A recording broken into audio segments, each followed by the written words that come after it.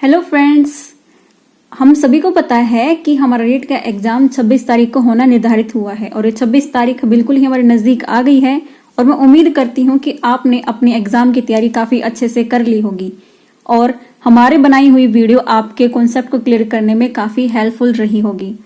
तो इस एग्जाम में या फिर जितने भी टीचिंग एग्जाम होते हैं उनमें एक्ट से रिलेटेड काफ़ी क्वेश्चन आते हैं और अक्सर हमें नॉलेज ना होने की वजह से या जो इम्पोर्टेंट पॉइंट हमारे दिमाग से मिस हो जाते हैं, जिनके बारे में पता नहीं होता, तो वो नंबर हमारे खा जाते हैं। तो उन्हीं नंबरों को सेव करने के लिए आज की ये वीडियो बनाई जा रही है, जिसमें हम डिस्कस करेंगे कुछ इंपॉर्टेंट एक्ट कब आए थे और कब लागू हुए थे, ये सब आज हम डिस्कस करेंगे। तो चलिए गाइस, ज्यादा देर ना करते हुए हम शुरू करते हैं अपने आज के टॉपिक को। मैं मंजीत कौर और स्वागत है आपका अपने यूट्यूब चैनल। अगर आप इस चैनल पर नए हैं तो प्लीज चैनल को सब्सक्राइब करना ना भूलें। तो चलिए शुरू करते हैं अपने आज के टॉपिक को। तो सबसे पहले हम पढ़ेंगे इंपॉर्टेंट एक्ट, जैसा कि दो एक्ट हम पहले पढ़ चुके हैं काफी डिटेल में। एनसीएफ 2005 और आरटीई 2009, इनके बारे में फुल डिटेल से हम पढ़ चुके हैं। प्लेलिस्ट में आपको इनका लिंक मिल जाएगा। तो उससे आगे हम आज पढ़ेंगे अपना नेक्स्ट एक्ट, जिसका नाम है पीडब्ल्यूडी एक्ट। कब आया था? 1995। इसका नाम रखा गया है पीडब्ल्यूडी एक्ट। तो सबसे पहले हमसे क्या पूछी जा सकती है? इसकी वही फुल फॉर्म। तो सबसे पहले हमें इसकी फुल फॉर्म पता होनी चाहिए। तो इसकी फुल फॉर्म क्या है? चलिए लिखते हैं, person with disability. Person with disability act जो आया था 1995 को। तो यह एक्ट वैसा एक्ट है जिनमें डिसेबिलिटी होती है, जिन बच्चों में, उनके लिए एक्ट बनाया गया था। और यह एक्ट बनाया गया था 1995 को। यह बन के तैयार हो गया था, बनाया गया या फिर आया, हम कह सकते हैं। यह एक्ट कब आया था? 1995 में आया था। और अगर इसकी बात की जाए कि यह लागू कब हुआ था, तो गाइज ये लागू हुआ था 1996 में। लेकिन उससे पहले हमने इसे एक क्वेश्चन और पूछा जा सकता है। ये पूछा जा सकता है कि ये जो हमारा पीडब्ल्यूडी एक्ट है, यह लोकसभा में कब इसे पास किया गया। तो उसके बारे में हम लिख लेते हैं, PWD act was passed by Lok Sabha. तो कब किया गया लोकसभा में यह पास? यह किया गया था 12 दिसंबर 1995, यानी कि 1995 में यह पास कर दिया गया था। और लागू कब किया गया? इसे लागू कर दिया गया, यानी कि लॉन्च जब ये हो गया था पूरी तरह से पूरे देश में लागू हो गया, 1996 को यह लागू हो गया था। अब इससे एक और क्वेश्चन यह पूछा जा सकता है। आज हम जो भी क्वेश्चन करेंगे, हम डायरेक्ट क्वेश्चन करेंगे जो कि हमारे एग्जाम में सीधे सीधे पूछ लिए जाते हैं और जिनके चांसेस बहुत ज्यादा होते हैं आने के। तो फिर देखिए, 1996 में यह हुआ था लागू। फिर क्या पूछा जा सकता है इससे पूछा जा सकता है कि जो यह एक्ट बना था पर्सन विद डिसेबिलिटी, यानी कि यहाँ पर उनकी बात की गई है जिनमें कोई ना कोई डिसेबिलिटी है, जिनमें कोई ना कोई कमी होती है, उनके बारे में यह एक्ट बना था। तो इससे ये पूछा जा सकता है कि इस एक्ट में कितनी डिसेबिलिटीज को इंक्लूड किया गया। तो क्वेश्चन क्या बनता है हमारा? यहां पर बनता है, कितनी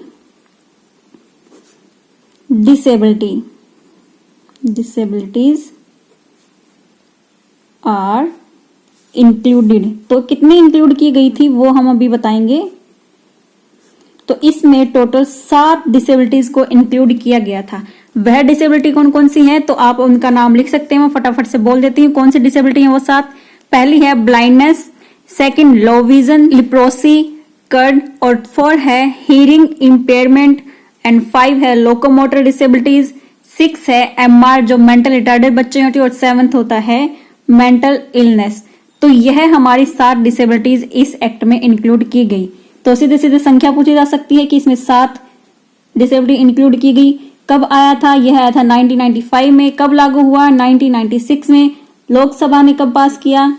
12 दिसंबर 1995 में। तो नेक्स्ट हम चलते हैं अगले अपने नेक्स्ट रूल पे। तो नेक्स्ट रूल या नेक्स्ट एक्ट, तो हमारा अगला एक्ट है RPWD एक्ट 2016। तो देखिए, यह कुछ ना कुछ आपको लग रहा होगा कि इससे मिलता जुलता ही है हमारा यह एक्ट, क्योंकि इसमें पीडब्ल्यूडी था और इसमें आगे आर लगा दिया। तो बिल्कुल हम इसको रिलेट कर सकते हैं इसी एक्ट से, पीडब्ल्यूडी से ही, क्योंकि इसके आगे इसका रीनेम कर दिया गया, इसको बदल दिया गया, संशोधन किया।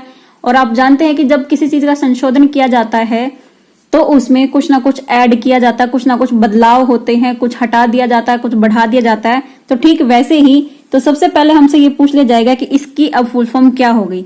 जो पीडब्ल्यूडी जिसका नाम था पर्सन विद डिसेबिलिटीज, अब उसको क्या नाम दिया गया।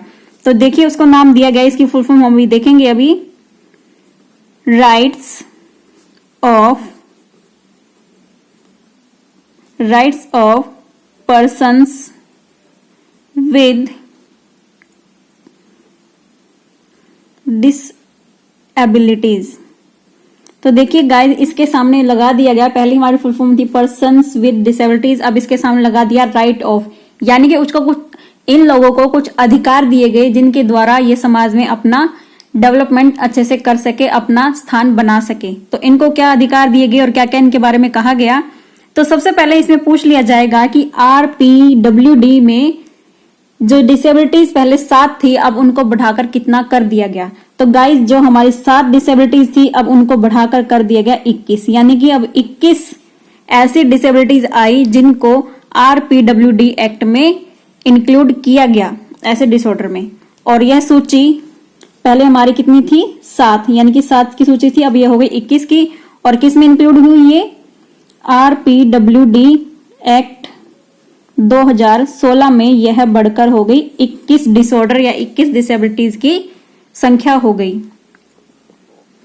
तो यह तो था सीधा सीधा क्वेश्चन कि हमसे सीधी संख्या पूछ ली जाएगी कि 7 से बढ़कर अब उनकी संख्या कितनी हो गई डिसेबिलिटी जो इसमें इंक्लूड हुई। तो अब 7 से बढ़कर यह हो गई 21। और फिर पूछ लिया जाता है कि यह आरपीडब्ल्यूडी जो हमारा बिल है यह इंट्रोड्यूस किया गया पार्लियामेंट में, तो यह किस तारीख को कब इंट्रोड्यूस किया गया। तो यहां पर हम लिख लेते हैं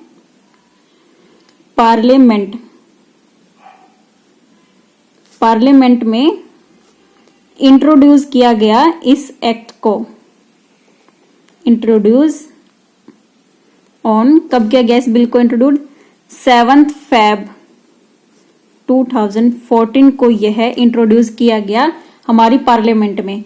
फिर पूछ लिया जाता है कि ये लागू कब हुआ। तो देखिए, ये आया तो था 2016 में, लेकिन ये लागू कब हुआ, यह लागू हुआ था 15 जून 2017 को। तो लागू पूछने की अगर बात की जाए तो यह हुआ था 15 जून 2017 को। यहां पर हम लिख लेते हैं कि लागू कब हुआ, 15 जून 2017 को। आया कब था, 2016 में। और पार्लियामेंट में कब इंट्रोड्यूस हुआ था, 7 फरवरी 2014 में। तो देखिए, ये हमारी तारीखें अलग बदल रही हैं, तो हमें कई बार क्या लिखा दिख जाता है कि एक्ट के साथ में 2016 लिखा, तो ये लागू भी उसी दिन हुआ होगा या लागू भी उसी साल हुआ होगा, लेकिन ऐसा नहीं है। 2016 में ये आया था। साफ साफ आपको बताते चल रही हूँ मैं साथ में कि कब आए थे और कब लागू हुए थे, दोनों में डिफरेंस होता है।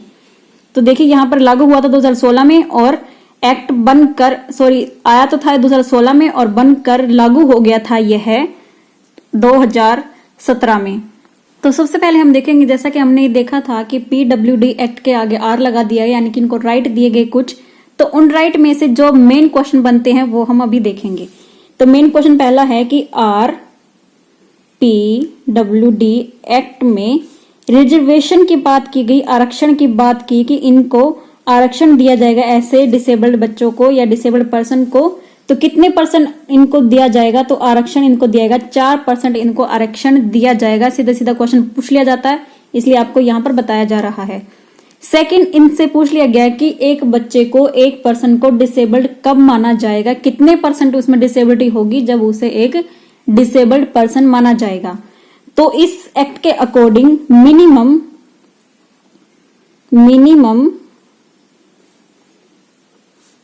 डिसेबिलिटी होनी चाहिए, डिसेबिलिटी जो होनी चाहिए एक पर्सन में कि जब उसे एक डिसेबल्ड पर्सन माना जाएगा, तो 40% डिसेबिलिटी अगर किसी पर्सन में होती है तो उसे एक डिसेबल्ड पर्सन घोषित कर दिया जाएगा, उसे मान लिया जाएगा और उसे आरक्षण में जगह मिल जाएगी। तो यह तो थे हमारे कुछ इंपॉर्टेंट पॉइंट, जिसके कौन से एक्ट से ये, आरपीडब्ल्यूडी एक्ट से। तो ये क्वेश्चन हो गया हमारा। अब देखते हैं हम नेक्स्ट जो हमारा क्या है इंपॉर्टेंट एक्ट जिससे हमारे क्वेश्चन अक्सर आते हैं। तो हम देख लेते हैं अब जो हमारा RCI होता है, यानी कि RCI के बारे में अक्सर क्वेश्चन पूछ लिया जाता है कि इसकी फुल फॉर्म क्या है। तो इसकी फुल फॉर्म है रिहैबिलिटेशन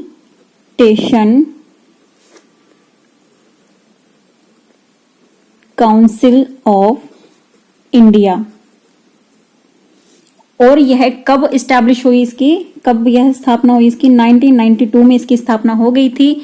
और यह क्या करता है, यह जो डिसेबल्ड पर्सन होते हैं यानी कि PWD या PWD के अंतर्गत आते हैं, उनके लिए यह ज्यादा काम करता है, उनकी एजुकेशन के बारे में, उनकी प्रॉब्लम को सोल्यूशन के बारे में।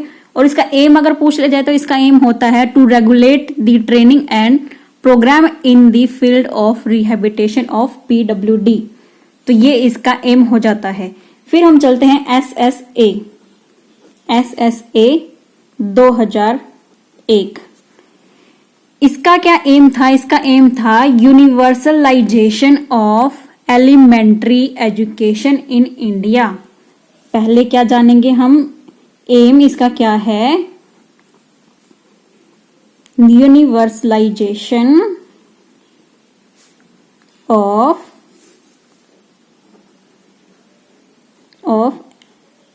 Elementary education in India. यानी कि जो एजुकेशन है, एलिमेंट्री एजुकेशन, वो ऑल इंडिया में क्या होनी चाहिए? सार्वभौमिक होनी चाहिए, यूनिवर्सली होनी चाहिए, यानी सबको मिलनी चाहिए।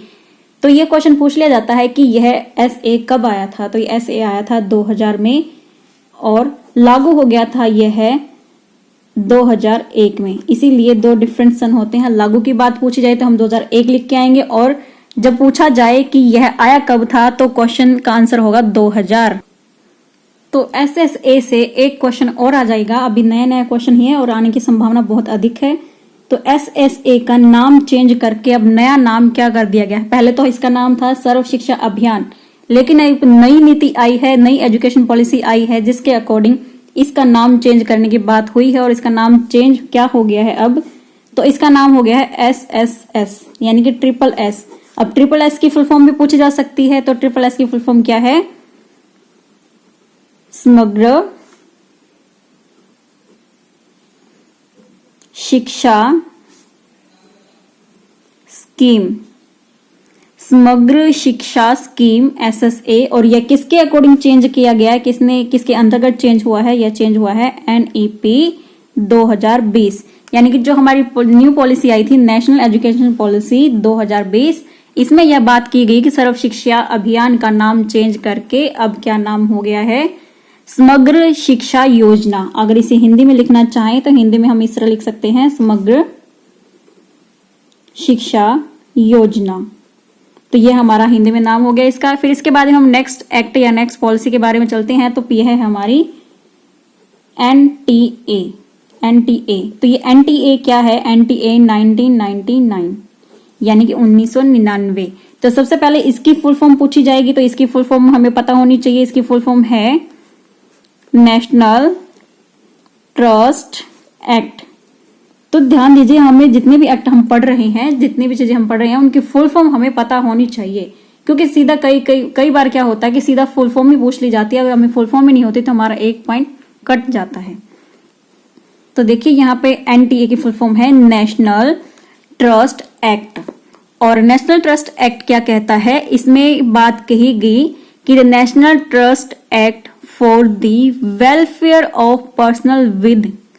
अब विद के साथ में आ गए 4 डिसऑर्डर या 4 डिसेबिलिटी की ऐसी उठाए गए, जिनके बारे में स्पेशली इन 4 के बारे में ही, इनके वेलफेयर के बारे में, इनके एजुकेशन हो या फिर इनके राइट हो या फिर इनकी देखभाल हो, सारी चीजें ये इनके चारों को लेके चलती हैं, 4 डिसेबिलिटीज को लेके चलती हैं।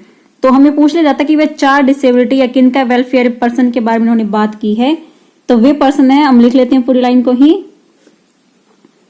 दी national trust act for the welfare of person, the national trust act for the welfare of person with, कौन कौन से आ जाएंगे?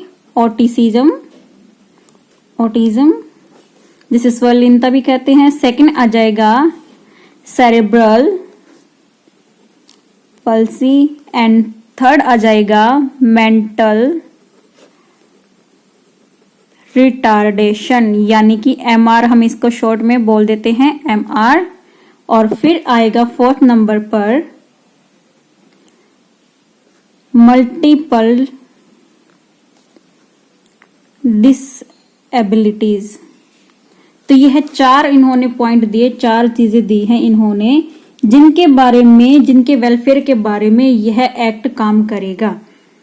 और इसके बाद हम देखते हैं जो हमारी पॉलिसी आई थी NPE 2020। तो हम अब बात करेंगे NPE 2020 के बारे में। तो सबसे पहले, जैसा कि हमने पहले की फुल फॉर्म जानी थी, वैसे ही हमें इसकी फुल फॉर्म भी पता होनी चाहिए।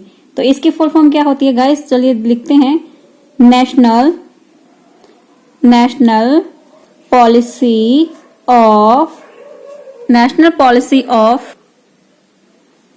पॉलिसी ऑफ एजुकेशन, जो लॉन्च हो गई थी, जो लागू हो गई थी, कब से?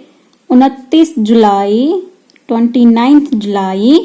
2020 को यह पॉलिसी लागू हो गई थी। लागू, ध्यान दीजिए यहां पर लागू की बात कही है। और अगर यह पूछ ले जाए कि राष्ट्रीय शिक्षा नीति 2019 किस दिन आई थी, या फिर ड्राफ्ट जो बना था इस पॉलिसी का, राष्ट्रीय शिक्षा नीति ड्राफ्ट 2019 के किस दिन बना था, किस दिन आई थी? तो यह पूछ लिया जाए तो यह आई थी 31 मई को। 31 मई 2019 को यह ड्राफ्ट बन गया था। फिर अब पूछते हैं कि जो NPE है, NPE यानी कि हमारी नेशनल पॉलिसी ऑफ एजुकेशन, इसमें 5 पिलर की बात की। तो यह पूछ लिया जाता है कि कितने पिलर के बारे में बात की गई। तो यह बेस्ड है, हम यहां पर लिख लेते हैं NPE 2020 जो हमारी पॉलिसी है, यह 5 पिलर बेस्ड पॉलिसी है। अब 5 पिलर कौन कौन से हैं? तो 5 पिलर हैं इक्विटी यानी कि संगतता, और सेकंड है यहां पर क्वालिटी यानी कि गुणवत्ता, थर्ड है असेस यानी कि न्याय, और 4 है अफोर्डेबिलिटी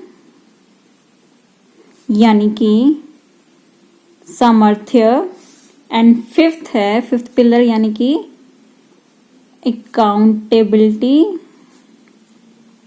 यानी कि जवाबदेही। तो ये 5 पिलर हैं। क्वेश्चन कैसे आ जाएगा इनमें से, कि ये पूछ लिया जाएगा इन 4 ऑप्शन में से कौन सा पिलर बेस्ड नहीं है NPS का। तो 4 दे देंगे आपको, 3 दे देंगे, एक ऐसा दे देगा जो कि इन पिलर में से नहीं होगा। तो हमें ये 5 पिलर हैं, ये नाम याद होने चाहिए। Equality, quality, assess, affordability and accountability. तो ये हमें सारे के सारे याद होने चाहिए। पूछ लेंगे कि 4 में से कौन सा NPE में आया है, कौन सा नहीं आया है, दोनों तरह से क्वेश्चन आपके बनते हैं। तो ये 5 के 5 पिलर हमें याद होने चाहिए। तो यह तो थे गाइज हमारे कुछ इंपॉर्टेंट एक्ट जिनके बारे में क्वेश्चन अक्सर आते ही हैं। तो अब हम देखेंगे हमारा नेक्स्ट जो टॉपिक हमने डिसाइड किया था, लर्निंग डिसेबिलिटी, जिनसे डायरेक्ट सीधे सीधे क्वेश्चन आते हैं, सीधे सीधे डेफिनेशन दे दी जाती है और पूछ लिया जाता है यह कौन सी डिसेबिलिटी है या कौन सा डिसऑर्डर है। तो अब हम उनके बारे में, उनके नाम के बारे में ही जानेंगे। तो सबसे पहले बात कि लर्निंग डिसेबिलिटी जो वर्ड है यह किसने यूज किया था? तो गाइज यह यूज किया था सैमुअल क्रिक ने। यह इन्होंने सबसे पहले इस वर्ड को यूज किया था। और क्या कहा जाता है कि जो लर्निंग डिसेबिलिटी है यह कैसी होती है, ये न्यूरोलॉजिकल प्रॉब्लम होती है। यानी कि हमारे जो न्यूरॉन होते हैं माइंड में, आपने माइंड का चैप्टर पढ़ा होगा साइंस में और साइकोलॉजी में भी आता है हमारी, तो उसमें भी आपने देखा होगा माइंड का स्ट्रक्चर आपने पढ़ा होगा, तो आपने न्यूरॉन के बारे में पढ़ा होगा। तो न्यूरोलॉजिकल ये प्रॉब्लम होती है, उनमें कुछ डिफिकल्टी, कुछ प्रॉब्लम आ जाती है जिनकी वजह से हमारी लर्निंग डिसेबिलिटी उत्पन्न हो जाती है या लर्निंग डिसेबिलिटी बच्चे में आ जाती है।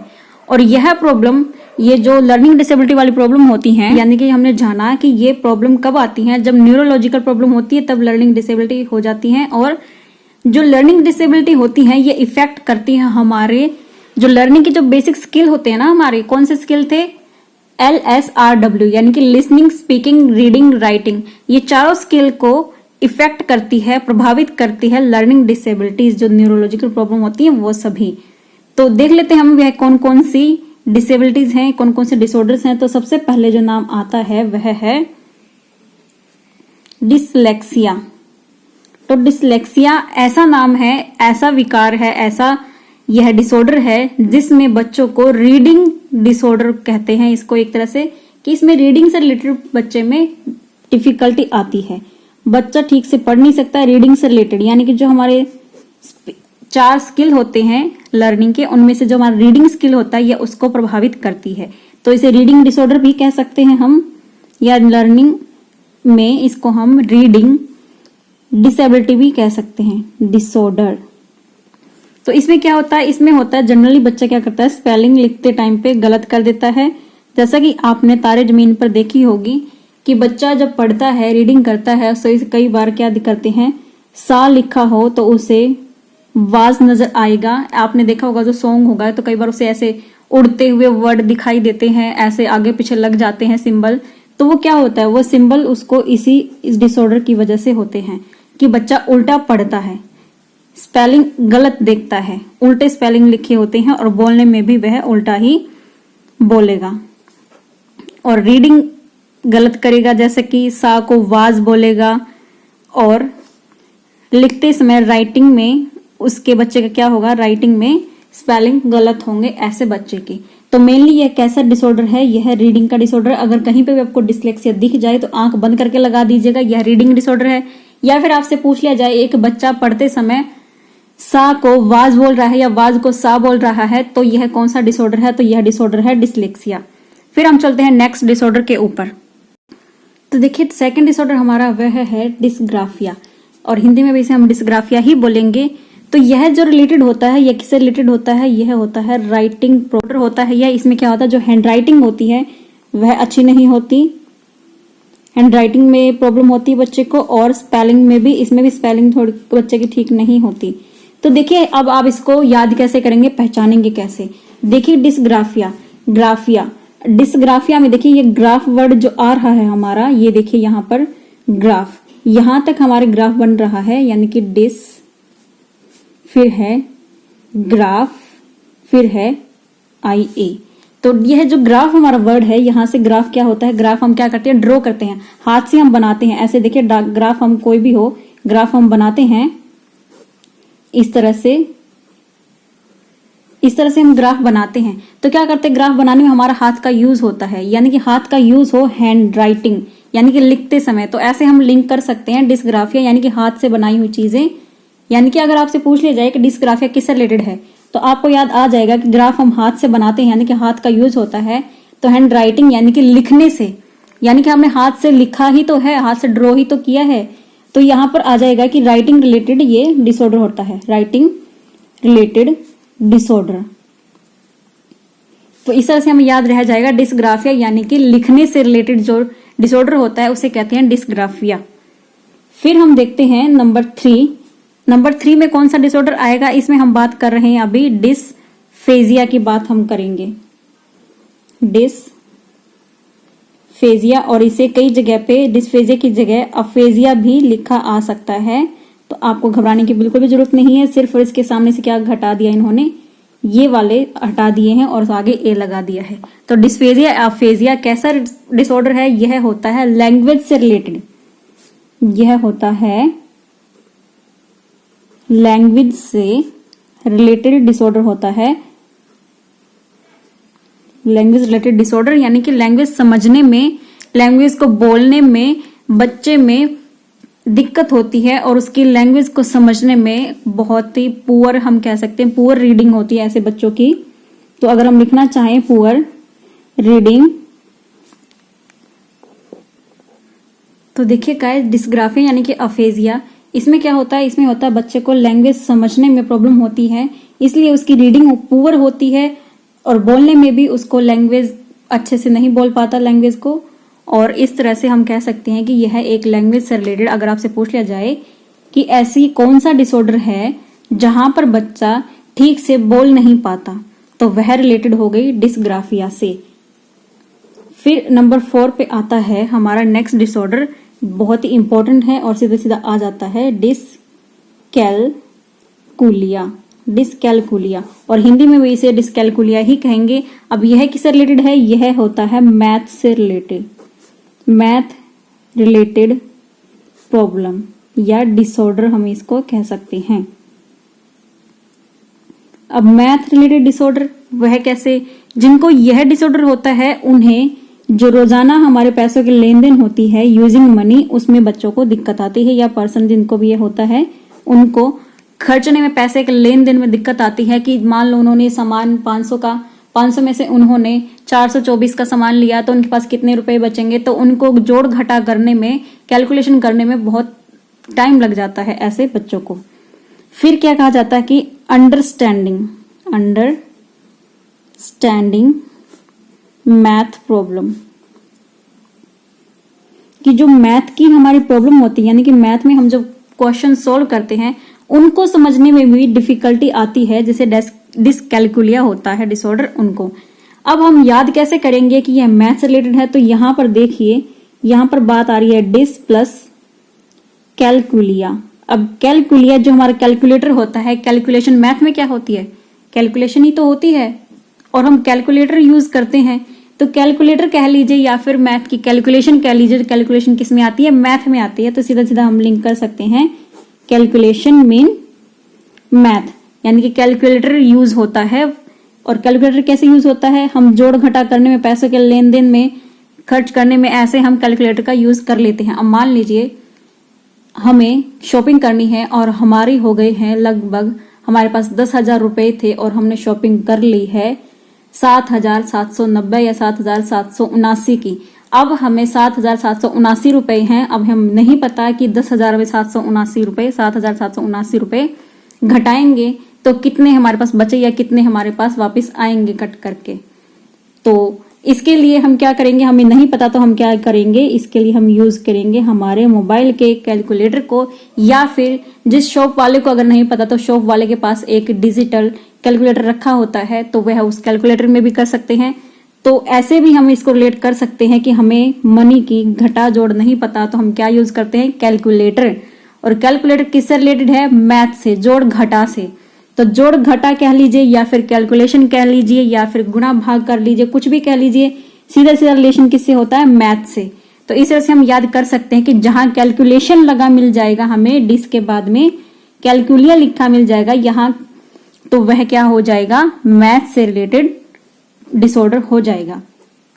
तो यह पूछ लिया जाएगा कि एक बच्चा मैथ में कमजोर है, उसे मैथ की प्रॉब्लम समझने में दिक्कत आती है, या फिर कह देंगे कि उसे डेली यूज में जो मैथ का यूज होता है वह उसमें घबरा जाता है, या फिर उसे जल्दी से नहीं कर पाता। तो यह कौन सा डिसऑर्डर है? तो यह डिसऑर्डर हो गया हमारा डिसकैलकुलिया। इससे आगे हम चलते हैं 5वें डिसऑर्डर के ऊपर। तो यह होता है हमारा डिस्प्रैक्सिया। तो डिस्प्रैक्सिया कैसे है हमारा? यह होता है जो मोटर हमारे स्किल होते हैं, मोटर स्किल्स, उससे रिलेटेड होता है। मोटर स्किल्स रिलेटेड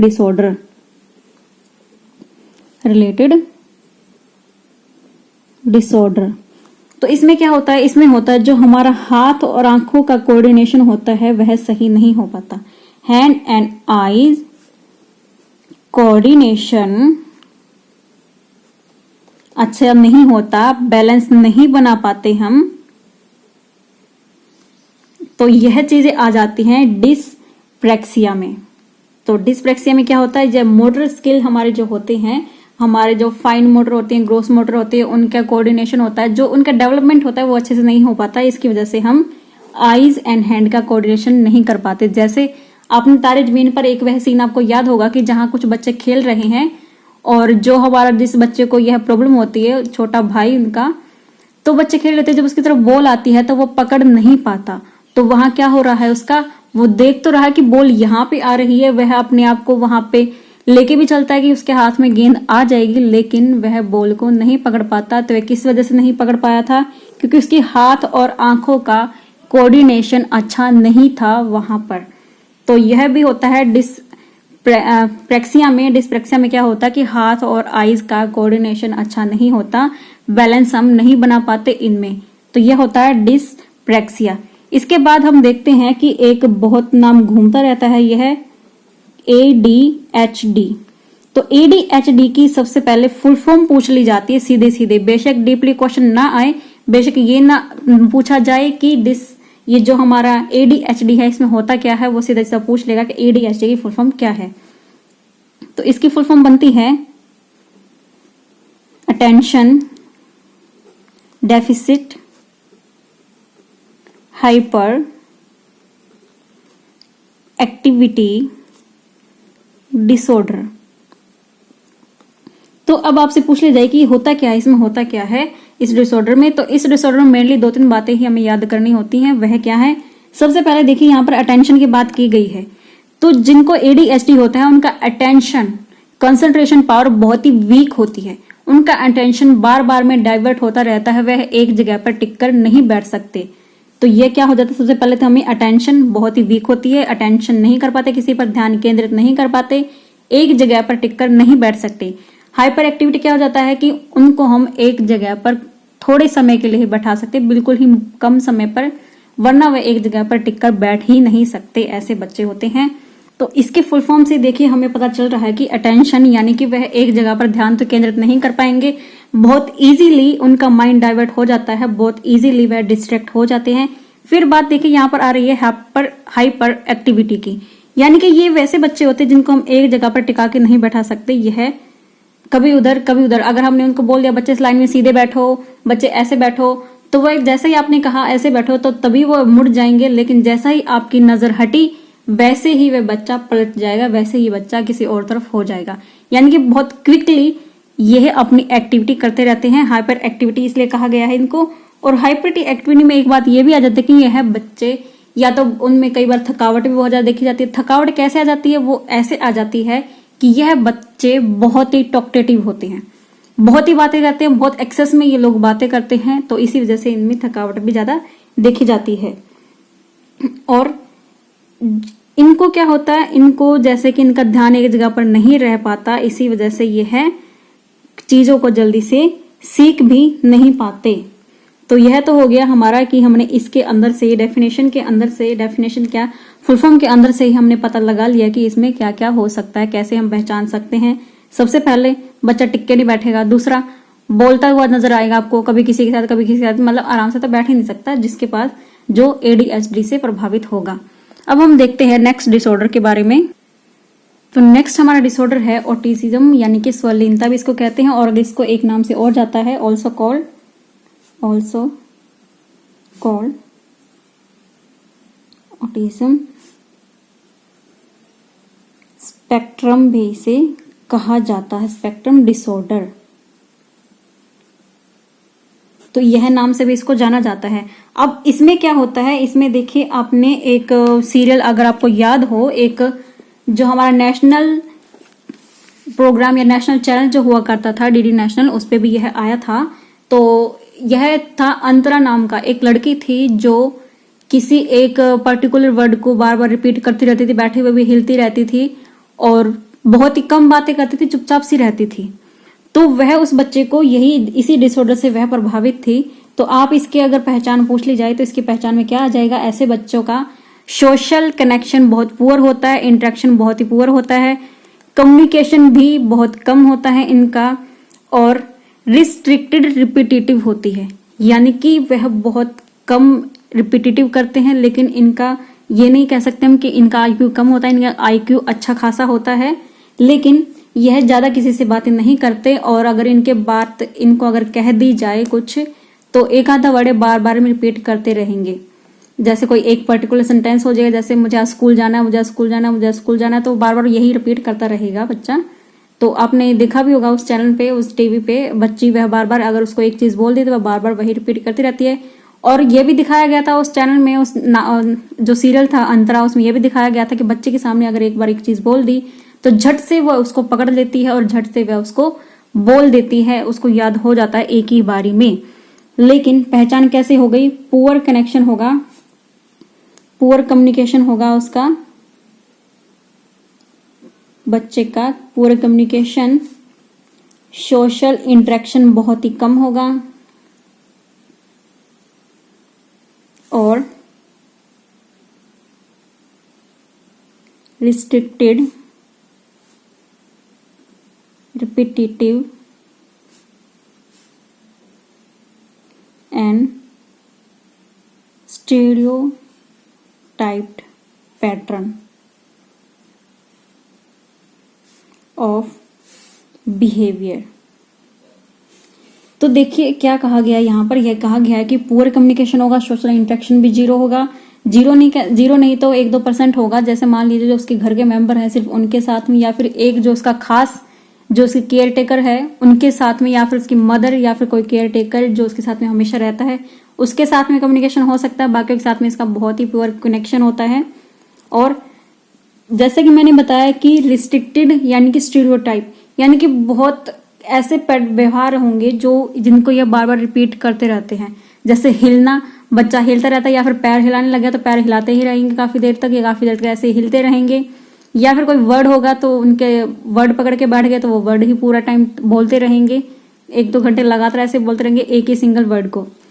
तो यह इनमें देखा जाता है, यह इनकी पहचान की जा सकती है।